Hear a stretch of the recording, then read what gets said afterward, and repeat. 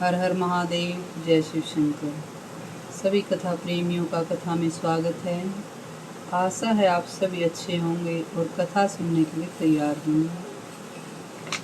कल की पावन कथा में हमने जाना था भगवान जगन्नाथ के नीलमणिमय विग्रह का वर्णन, इंद्रदमन के पास नारद जी का आगमन।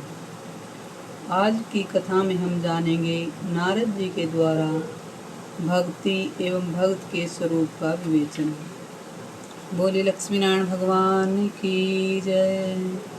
चातुर्मास के पावन अवसर पर यह दिव्य कथा है। सभी का यहाँ स्वागत है।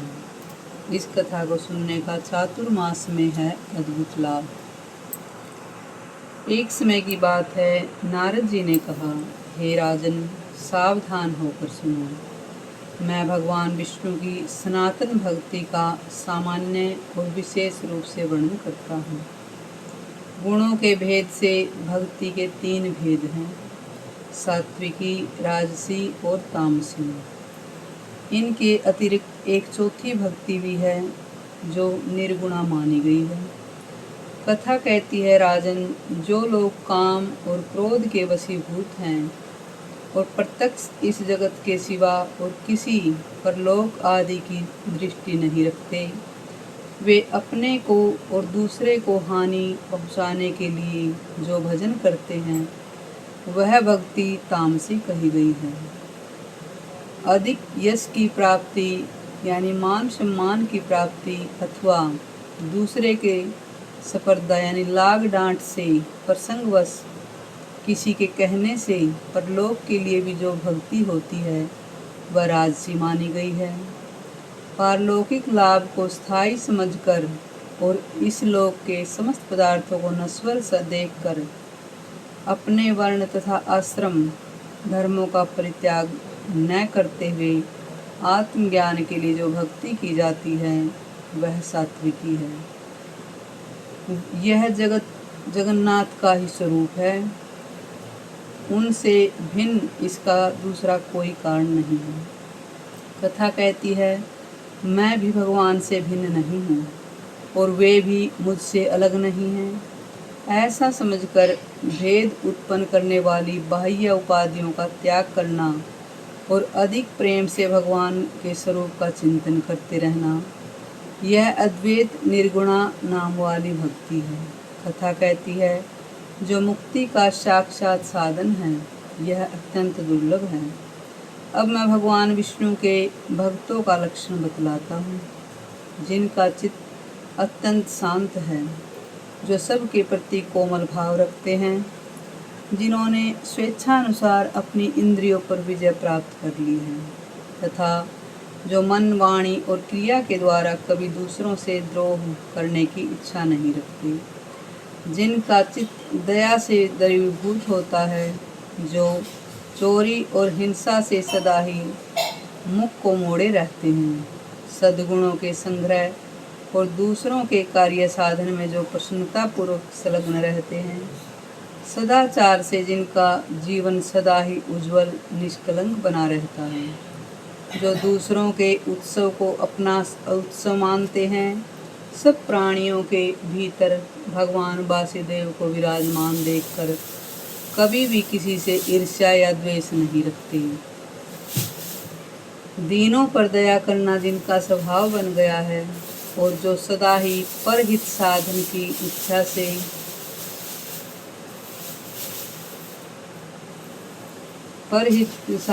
इच्छा से माँ थोड़ा कुड़का ना करें, और मनुष्यों का विषयों से प्रेम होता है, उससे 100 कोटि और भी अधिक प्रीति से का विस्तार होता है। वे भगवान श्री हरि के प्रति श्री हरि से प्रीति करते हैं। नित्य कर्म बुद्धि से विष्णु रूप शंकर आदि देवताओं का भक्ति पूर्वक पूजन और ध्यान करते हैं। कथा कहती है, पितरों में भगवान विष्णु की बुद्धि रखते हैं। भगवान विष्णु से भिन्न दूसरी कोई वस्तु नहीं देखते। समष्टि और व्यष्टि सब भगवान का ही स्वरूप है। भगवान जगत से भिन्न होकर भी अलग नहीं हैं। कथा कहती है, हे भगवान जगन्नाथ, मैं आपका दास हूँ। आपके स्वरूप में मैं भी हूँ, आपसे अलग कभी नहीं हूँ। जब आप भगवान विष्णु अंतर्यामी रूप से सबके हृदय में विराजमान हैं, तब सेव्य अथवा सेवक कोई भी आपसे अलग नहीं है।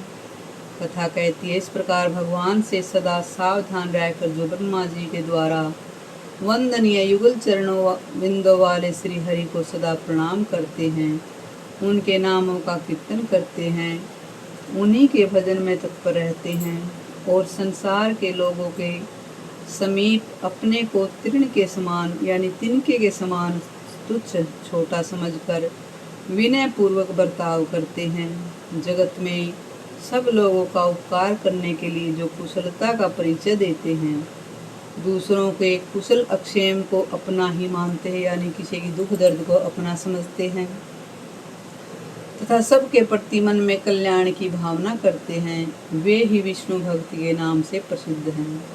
कथा में यह शिक्षा दे रही कि भगवान के भक्तों के क्या लक्षण हैं। जो पत्थर, परधन और मिट्टी के ढेले में पराई स्त्री और कूटशालमली नामक नरक में मित्र, शत्रु, भाई और बंधु वर्ग के समान बुद्धि रखने वाले हैं, वे ही निश्चित रूप से विष्णु भक्त के नाम से प्रसिद्ध हैं। जो दूसरों की गुण राशि से प्रसन्न होते हैं यानी दूसरे की तारीफ से उनको खुशी मिलती है, पराये मर्म को ढकने का प्रयत्न करते हैं, परिणाम में सबको सुख देते हैं, भगवान में सदा मन लगाए रहते हैं तथा प्रिय वचन बोलते हैं, वे ही वैष्णव के नाम से प्रसिद्ध हैं। जो भगवान के पापहारी शुभ नाम संबंधी मधुर पद का जप करते हैं और जय जय की घोषणा के साथ भगवान के नाम का कीर्तन करते हैं, वे अकंचन महात्मा वैष्णव के रूप में प्रसिद्ध हैं। कथा कहती है, जिनका चित्त श्री हरि के चरण बिंदों में निरंतर लगा रहता है, जो प्रेम आधिक्य के कारण जड़ बुद्धि बने रहते हैं, सुख और दुख दोनों ही जिनके लिए समसान हैं, सुख दुख दोनों ही जिनके लिए समान हैं, बराबर हैं, जो भगवान की पूजा में चतुर हैं और अपने मन और विनय युक्त वाणी को भगवान की सेवा में अर्पित करते हैं, वे ही वैष्णव के नाम से प्रसिद्ध हैं। मद और अहंकार गल जाने के कारण जिनका अंतःकरण अत्यंत शुद्ध हो गया है, अमरों के विश्वसनीय बंधु भगवान श्री हरि का यजन करके जो शोक रहित हो गए हैं, ऐसे वैष्णव निश्चय ही उच्च पद को प्राप्त होते हैं। कथा कहती, भगवान में सदैव उत्तम भक्ति रखने वाले ब्रह्म भक्तों के शुभ चरित्र और लक्षण का वर्णन मैंने तुमसे किया। यह मनुष्यों के कानों में पड़ते ही उनके चिर संचित मल का नाश करता है।